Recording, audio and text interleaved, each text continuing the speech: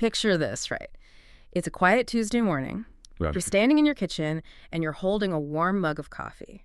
And you can actually feel the heat, like seeping through the heavy ceramic right into the palms of your hands. Sounds incredibly peaceful. It is. The house is completely still. The early sunlight is coming through the window, and it's catching those, those tiny floating dust motes in the air over the counter. Right, yeah. It's just a profoundly peaceful moment. So you reach into your pocket, you pull out your phone, and you open your banking app. The screen loads, and the number sitting there is perfectly fine. Actually, I mean, it might even be the highest it's ever been. Your bills are paid. Objectively, if you're just looking at the pure rational math, you are safe. But the rational math rarely dictates our biological reality, does it? Exactly. Because while the screen says you're safe, your nervous system is, it's screaming something entirely different. Yeah, your chest suddenly feels incredibly tight. Yes, exactly. There's this heavy, hollow sensation sitting right at the bottom of your stomach. It's almost like you swallowed a physical stone. Right. You feel exhausted, maybe a little creatively blocked even, and you're haunted by this lingering, completely irrational sense of scarcity. It's wild how that happens. It really is. You look at your life and realize you're playing by all the rules of modern success. You're accumulating resources, you're trying to buy peace of mind, and yet you feel like a hungry ghost. A hungry ghost, wow. That's a great way to put it. Yeah, you're entirely full, but you are completely painfully unsatisfied. And that specific physical sensation, that hollow stone in the stomach despite the full bank account, that is the defining paradox of our modern human experience. It really is. You're surrounded by more access to resources, more caloric density, and just more physical safety than almost any generation before you. Yet, you're starved for actual resonant meaning. Which is exactly what we're tackling today. Right. The framework we're exploring today is dedicated to completely dismantling that paradox. We're looking at a really radical perspective on how you relate to your resources. And to your invisible emotional baggage, too. Exactly. And your true underlying potential. So just to give you a roadmap of where we're going today, the mission of this exploration is to help you map out a very real, very practical transition. A transition from this endless, exhausting cycle of scarcity into a state of profound embodied satiation. Right. We're exploring how to tap into an unseen information field. Yeah, and rewrite the invisible scripts handed down by your ancestors.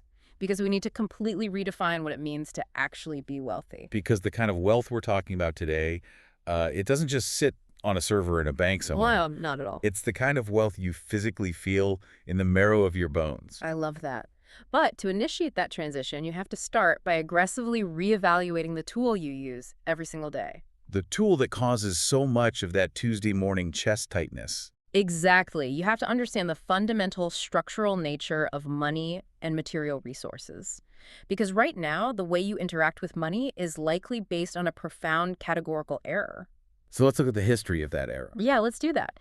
Because if you look at human history, money was originally created as a social technology. Right. Think about the cognitive load of our ancient ancestors living in small, tight-knit tribal circles, maybe, 50 to 100 people. Right, a very intimate scale. Exactly. Inside that intimate circle, you didn't need a currency. You had something much more powerful. Yeah. You had direct biological intimacy and immediate reciprocity. Precisely.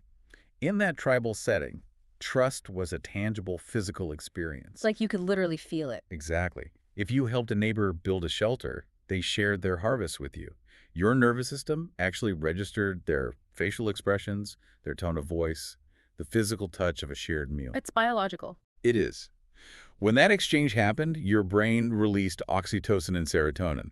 You felt a deep parasympathetic nervous system state of belonging and safety. Because the trust was rooted in continuous, intimate observation. Right.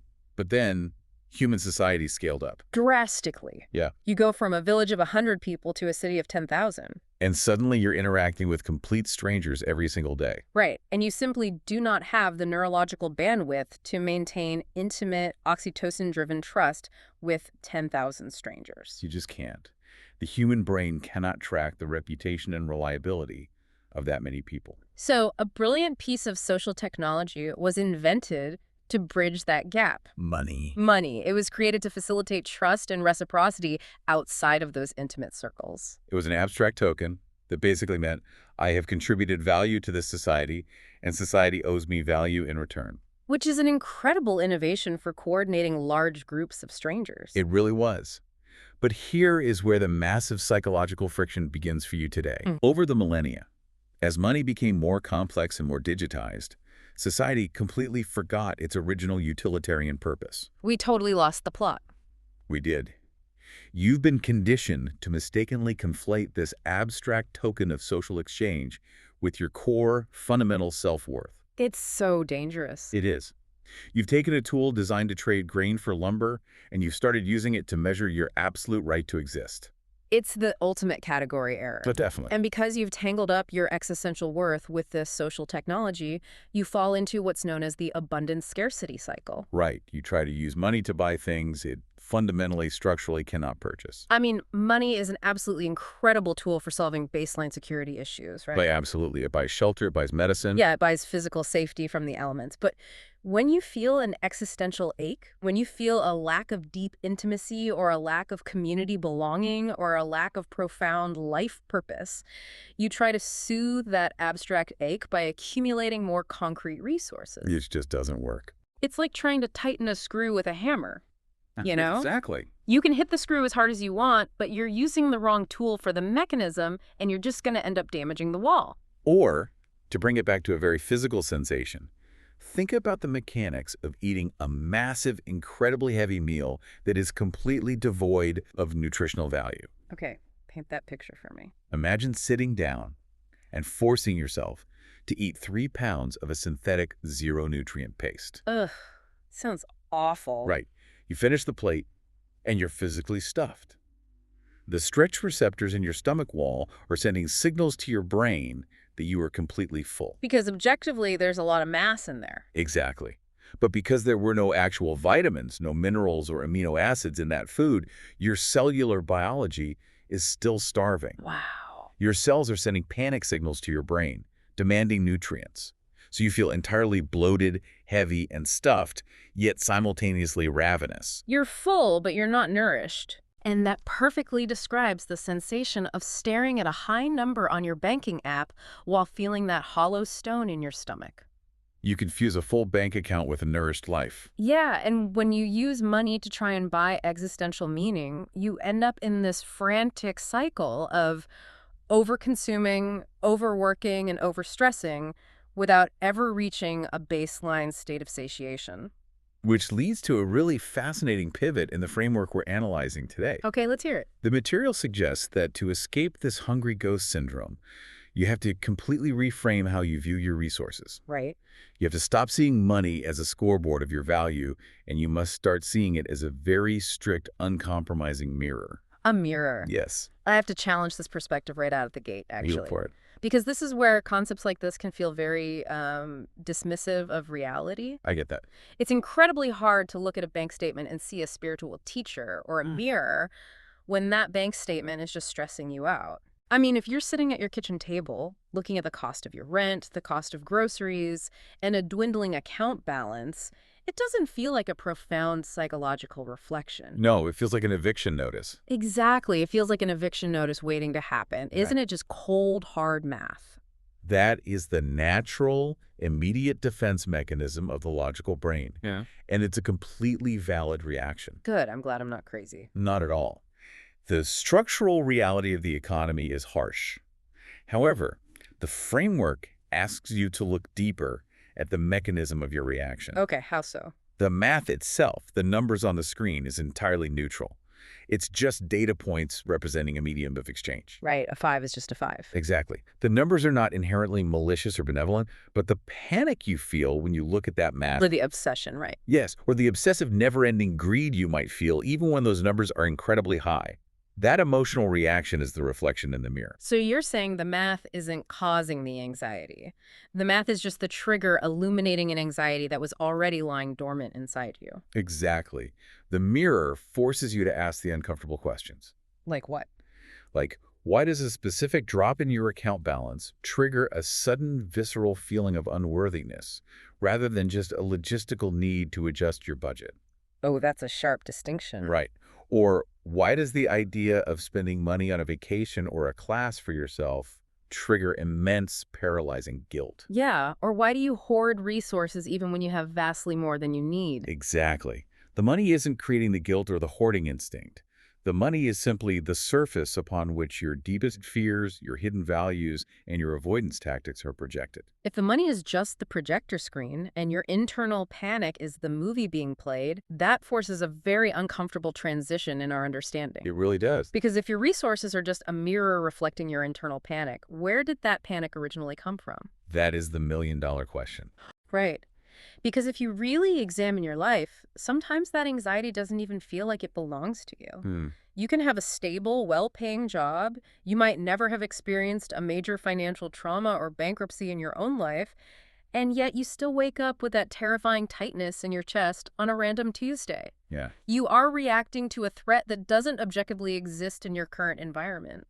And this is where the material moves from traditional psychology into a truly radical, expansive perspective. I'm ready for it. If the panic doesn't originate in your immediate, observable, conscious life, where is it being generated? Right. The perspective we're unpacking suggests that your struggles with scarcity, your sudden, inexplicable creative blocks, and your repetitive toxic patterns with resources are often rooted in a vast, unseen energetic field. This is the concept of the universal archive, right? Yes, the text described this as a cosmic library, or a universal memory. Okay. It's a conceptual, energetic dimension where every thought, every emotion, and every action of consciousness across time is recorded and stored. Now, I know for a fact that to a strictly logical, scientifically minded listener, terms like universal archive or cosmic library sound incredibly esoteric. They absolutely do. They sound like mystical jargon. So let's ground this. Let's explain the actual mechanics of how this is proposed to work. Sure. We are fundamentally talking about an information field.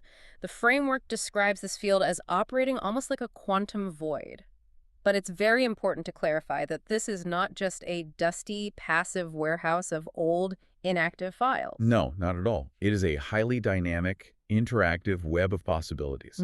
If you look at how modern theoretical physics discusses the quantum field, it describes a foundational substrate of reality where all potential states exist simultaneously until they're observed or interacted with. Right, the observer effect. Exactly. The concept of the universal memory functions on a similar architecture. It proposes that human consciousness leaves an energetic imprint, a resonant frequency in this field. Let's make this tangible for the listener. Wh- Think about a smartphone that's running buggy, corrupted software in the background. Okay, I like this. You're holding this phone, and you're trying to open a brand new app. Maybe in your life, that new app represents trying to start a new career. Or entering a new healthy relationship. Right. Or finally trying to build a robust savings account without panicking. So you tap the app, but the phone keeps freezing. It glitches, the screen stutters, and the battery is draining incredibly fast. So frustrating. Yeah. And you get frustrated because you're looking at the new app, and the code for the new app is perfectly fine.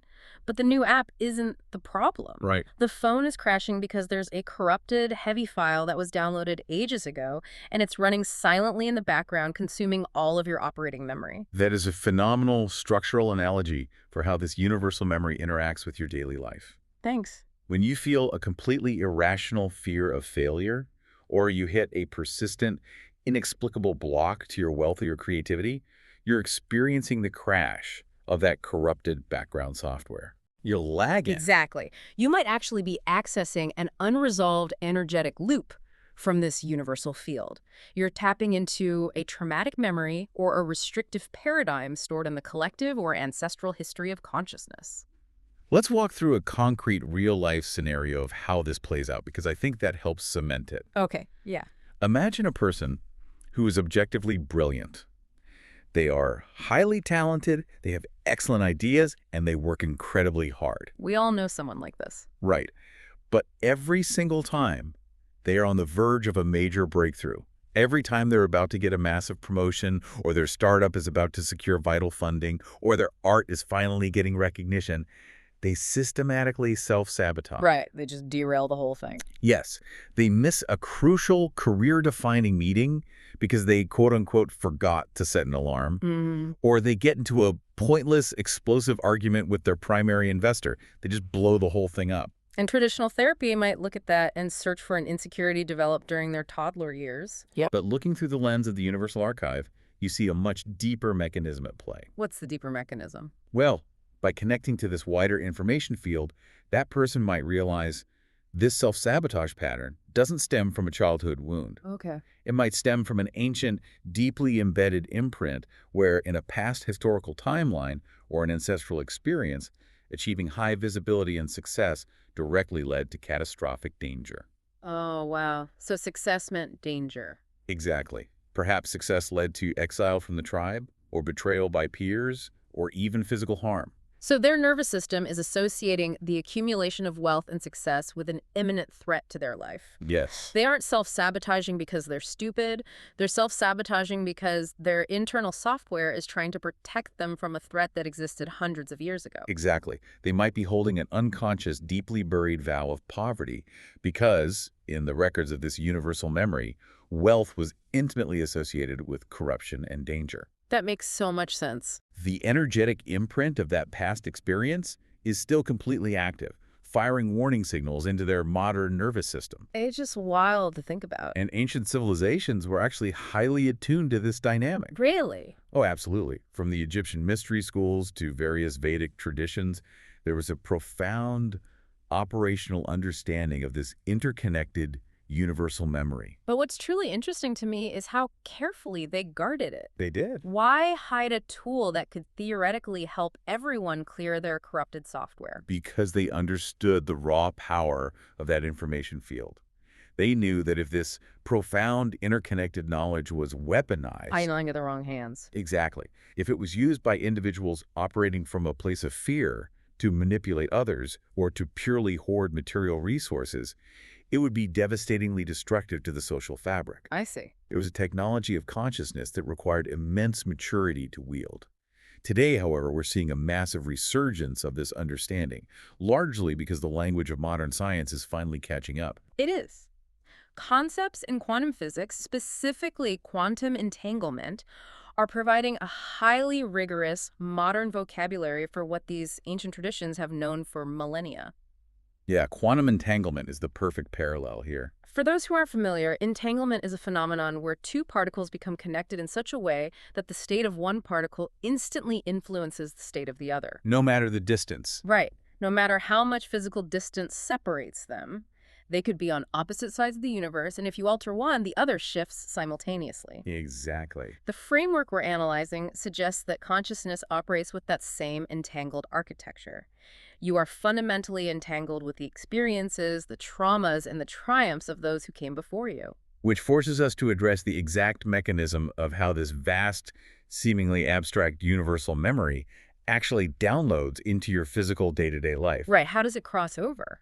It isn't just floating in the ether. It is physically anchored into your biology through your immediate bloodline. This introduces the concept of financial DNA. Financial DNA. This is where the metaphysical concepts slam directly into the biological reality of epigenetics. Exactly. We all understand the basic mechanics of genetic inheritance, you know. You inherit physical traits from your ancestors. You get your grandmother's eye color, your father's height, your mother's bone structure. But this perspective argues that the inheritance goes far beyond the physical. How far? You also inherit their invisible survival traits. Yeah. You inherit the physical adaptations of their nervous system. Wow. You inherit their survival traumas, their deep-seated scarcity mindsets, and their unprocessed, unresolved grief. It's heavy. Think about the biological reality of your ancestors. If your great-grandparents survived a severe famine or a devastating economic depression or a war, the sheer biological panic of that survival doesn't just neatly evaporate the moment the economy improves or the war ends. No, of course not. The nervous system is forever altered. Yes. The energetic and epigenetic imprint of that extreme scarcity, the visceral cellular belief that there will never be enough food, that safety is a fragile illusion, that you must hoard every resource just to survive the winter. It literally gets physically coded into the nervous system. Yes. And passed down through the generations, it becomes a foundational layer of your financial DNA. So to bring it back to that Tuesday morning in the kitchen, you're standing there drinking your premium coffee, looking at a healthy bank balance, but your body is running on the financial DNA of a great-grandfather who lost everything in a market crash and couldn't feed his children. Exactly. Your conscious mind sees safety, but your cellular memory sees imminent starvation. And the friction between those two realities is what causes the tight chest and the hollow stomach. You're walking around carrying the corrupted software of an inherited panic, trying to navigate the modern digital economy. It's exhausting. It is. So the crucial question is, how do you delete that corrupted file? How do you clear the financial DNA? Well, the materials offer a very specific methodology for clearing this. But I must warn you, it's conceptually challenging and often highly counterintuitive. Okay, I'm braced for it. The solution they propose is the application of unconditional acceptance. Unconditional acceptance. Yeah, If I'm putting myself in the shoes of the listener right now, my immediate reaction to the phrase unconditional acceptance is intense skepticism. that's completely fair. It sounds dangerously close to toxic positivity. Right. Like, if my ancestors had terrible destructive financial habits, if they were chronic gamblers, or if they hoarded wealth ruthlessly at the expense of their family's well-being, are you saying I just have to accept that? It feels like giving up? That is the most common and honestly vital misunderstanding of the concept. Unconditional acceptance is absolutely not about approving of toxic family patterns. Oh, okay. It is not about forcing yourself to say, I'm so glad my family suffered, or it is perfectly fine that my ancestors made destructive choices. Acceptance and approval are two entirely different mechanisms. Explain the difference in how they function, because I think people get those tangled up a lot. Absolutely. Approval is a moral judgment. You're saying the behavior was good. Right.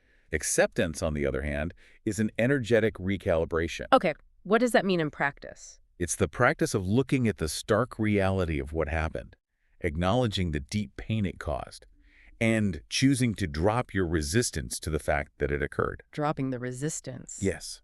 Resistance requires a massive, constant output of energy. When you aggressively fight your past, when you harbor deep, burning resentment toward your inherited baggage and the struggles of your ancestors, you're actively keeping that energetic loop alive in your own nervous system. Wow.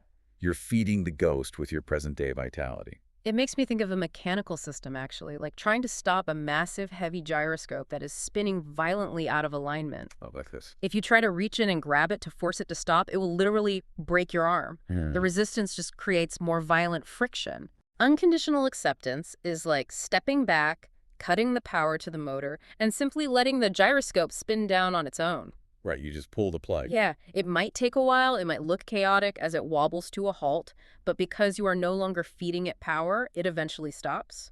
You let the energy pass through the system until it dissipates. That is a phenomenal way to visualize it. You are cutting the power to the inherited trauma. Okay, so how do we physically do this? The sources actually provide a very specific somatic practice to help facilitate this a physical way to ground this abstract concept into your biology. Okay. It requires you to create a deliberate moment of stillness. Let's walk the listener through the exact sensory experience of this practice. Let's do it. You find a quiet space where you won't be interrupted. You sit down and you place one hand flat on the center of your chest, right over your heart. You place your other hand low on your belly. You close your eyes and you just sit there for a moment, tuning into the physical reality of your body. Grounding yourself. Yeah. You feel the actual radiating warmth of your own hands penetrating through your clothes and into your skin. You notice the rise and fall of your chest as you breathe. You anchor your mind entirely in the physical sensation of the present moment. And once you've established that physical anchor, you engage your intention. Okay. As you feel that grounding warmth, you imagine generating and pumping waves of unconditional acceptance through your entire nervous system. So you're literally using your conscious focus to send a signal of profound safety to your biology. Exactly. In your mind, you acknowledge your ancestors. You don't judge their actions, you simply thank them for their survival. Because regardless of how flawed or traumatized they were, their brutal survival is the sole biological reason you have the privilege of sitting here today. Right. You acknowledge the brutal reality of what they went through. Yes. But simultaneously, as you honor their survival, you consciously, deliberately release the inherited panic. Releasing the panic. You mentally state that you recognize their fear, you understand that their hoarding or their anxiety kept them alive in a dangerous time, but you are consciously choosing not to carry that specific frequency forward into your timeline. You're updating the software. Exactly. You hit update. It's incredibly powerful to physically feel that tension leave the body. But I want to highlight a crucial warning embedded in the texts. Time. They describe a phenomenon that happens after you successfully perform this kind of deep clearing.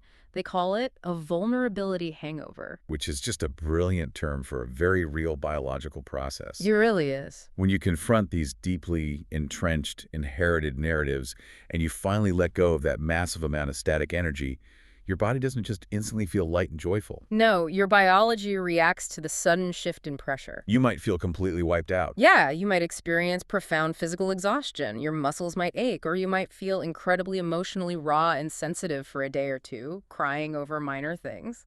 And it is vital to understand that this is a completely natural, healthy biological response. Because your nervous system has been tightly wound, maintaining a state of low-grade panic, potentially for decades. Right. It's been holding on to that tension like a clenched fist. And when you finally give the nervous system permission to unclench, the sudden drop in adrenaline and cortisol causes fatigue.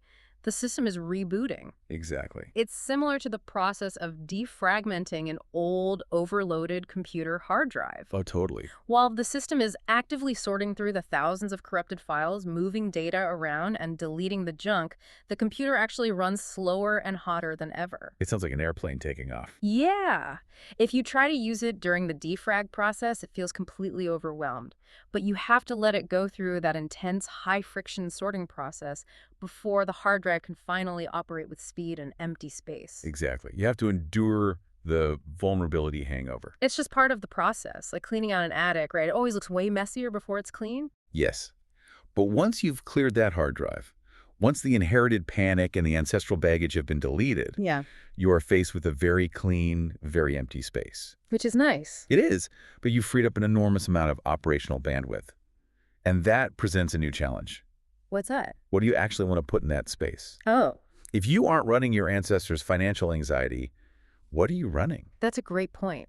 To figure that out, the framework insists that you have to sit down and ask the mirror directly. You have to have the hard conversation. This brings us to a part of the methodology that is highly practical, extremely direct, and, if we're being completely honest, intensely uncomfortable for most people. Oh, extremely uncomfortable. The sources instruct that you need to have a direct spoken conversation with money.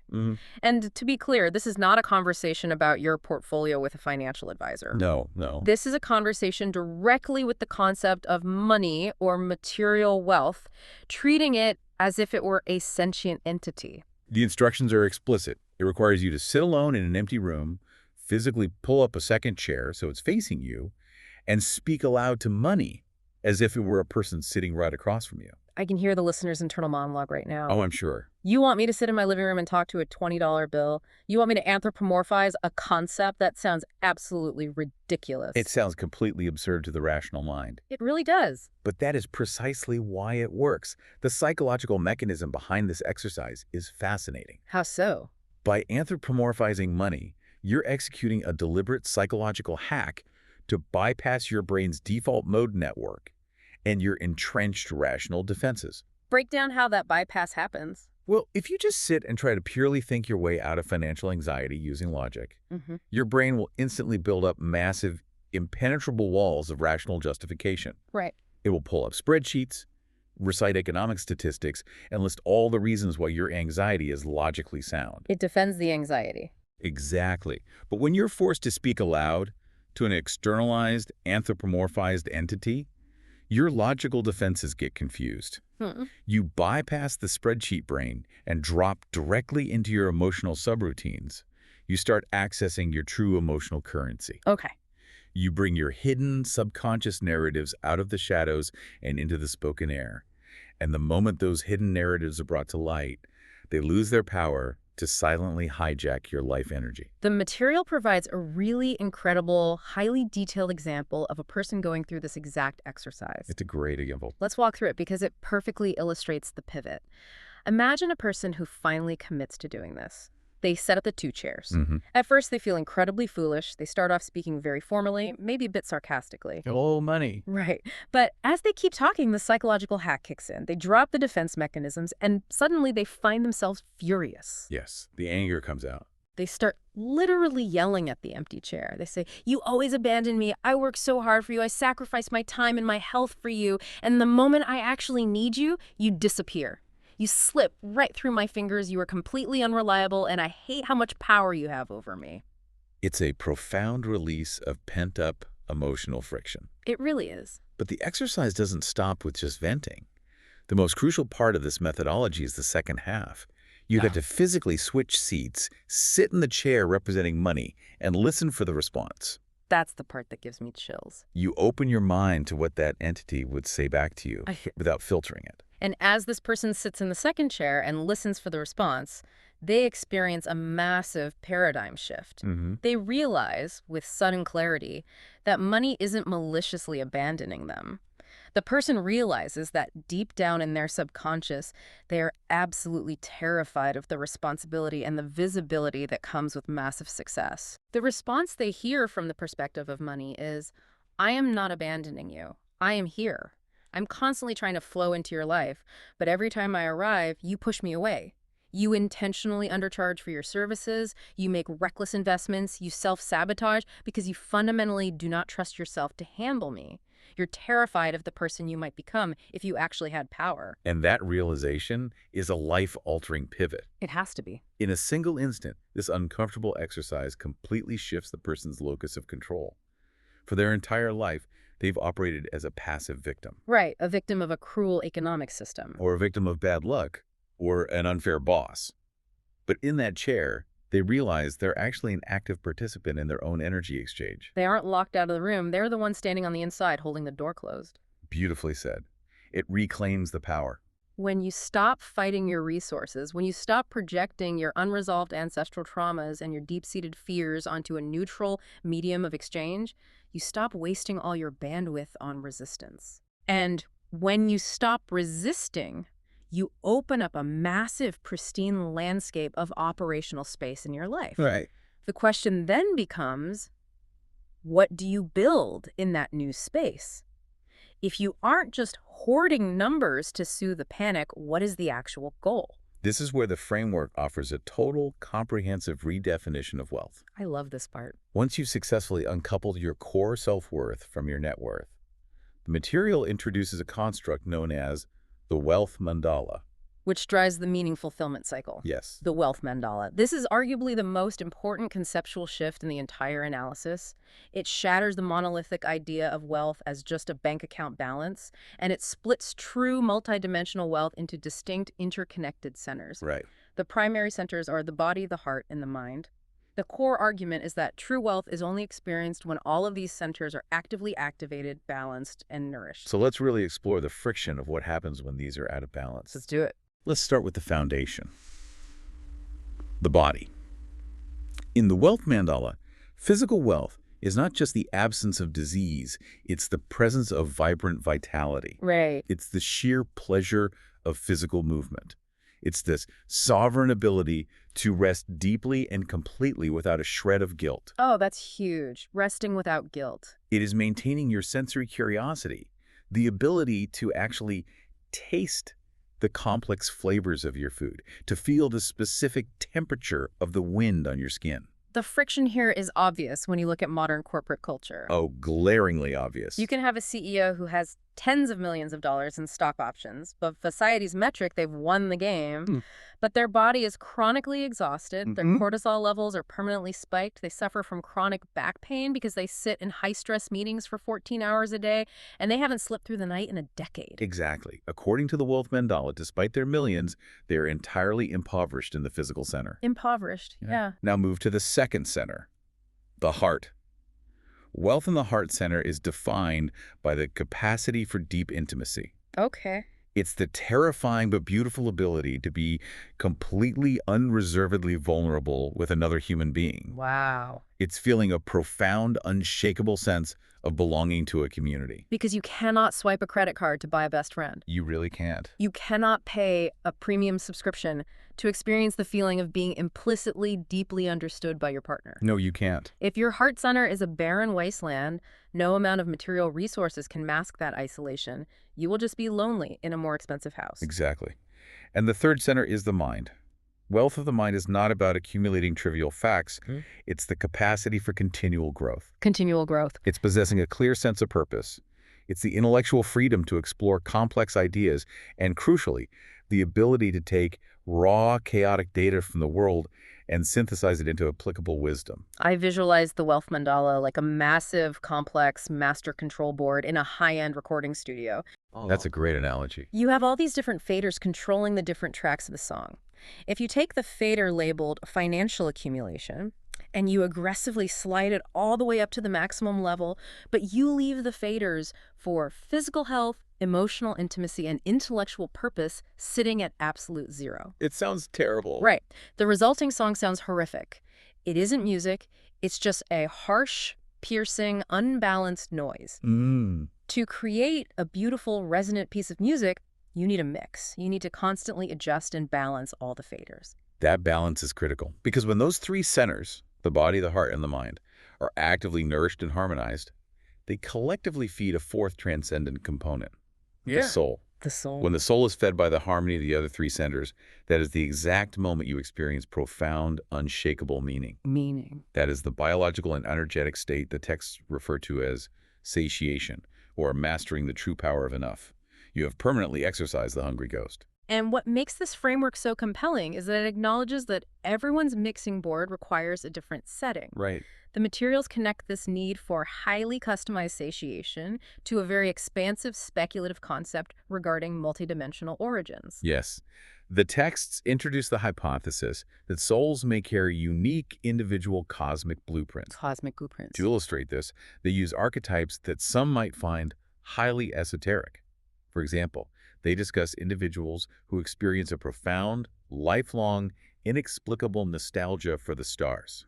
Nostalgia for the stars. The framework refers to them as starseed souls, who supposedly bring unique energetic architectures to Earth from other systems.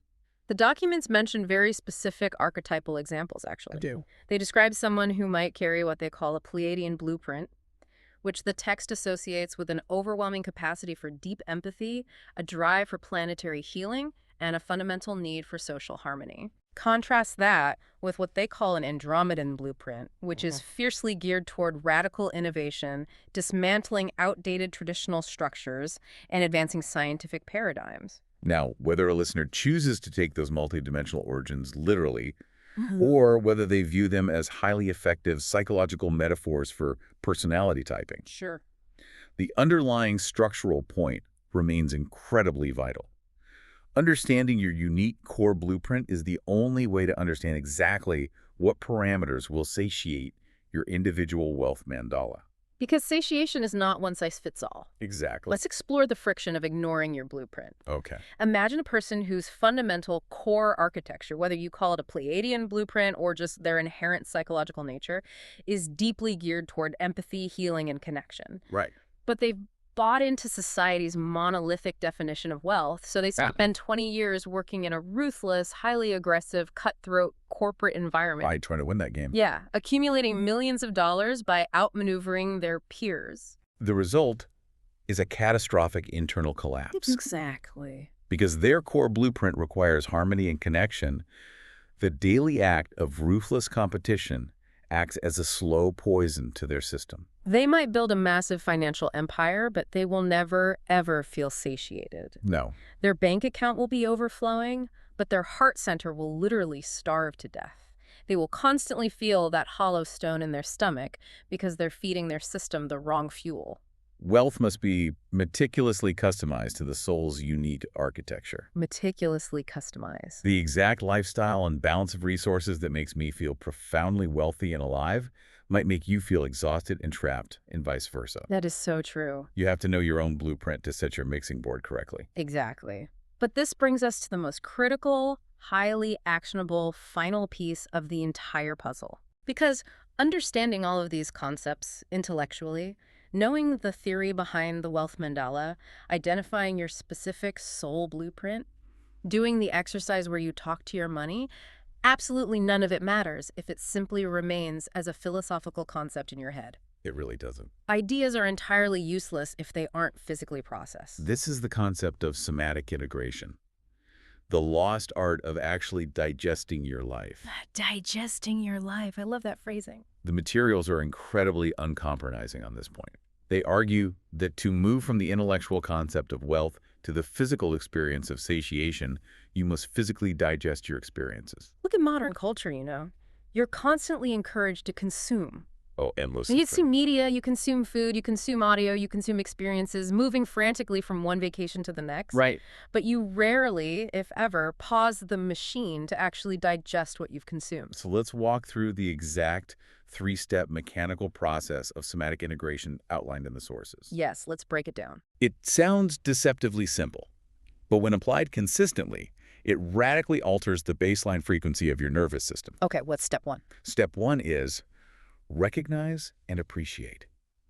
This requires you to physically arrest your momentum and notice a moment of meaning. Just noticing it. And it is crucial to understand we're not talking about waiting for grand, earth-shattering epiphanies. Right. We're talking about isolating small, highly specific sensory details from your mundane everyday life. Give me an example. It's stepping outside your front door and stopping to notice the exact metallic smell of fresh rain hitting warm asphalt. Petrichor. Yes, exactly. It's sitting on the couch and paying deep attention to the specific weight and warmth of a loved one's hand when they casually rest on your shoulder. Yeah. It's taking a single, deep, uninterrupted breath and consciously recognizing, my lungs work.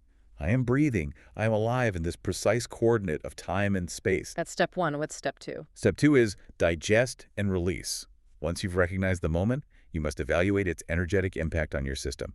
Okay, so it's an active sorting process. Precisely. You consciously decide to absorb the energy that nourishes your mandala, and you deliberately discard the energy that creates friction. Got it. If the moment, like the rain on the asphalt, was beautiful and grounding, you open your system and let it in. But what if it's a negative moment? If the moment, maybe a passing thought about an upcoming deadline, brought up that old inherited anxiety, you recognize the anxiety, you acknowledge it, but you choose to let it pass through you without attaching to it. You sort the nutrients from the waste. Sort the nutrients from the waste. I love that. And step three. And then comes step three, the most important step. Compound. Compound. You must let these small, deeply digested moments stack up over time. Because the flaw in most people's lives is that they experience a beautiful moment, they smile for 2 seconds, and they immediately pivot back to worrying about the future, right? Yes, they don't integrate the joy. They don't. To compound the moment, you must take 10 deliberate seconds to physically swallow the sensation. Swallow. You use your conscious focus to push the feeling of that rain or the warmth of that hand on your shoulder deep into the cellular memory of your body. Right. When you force your nervous system to fully process and store those micro moments of joy, they begin to compound.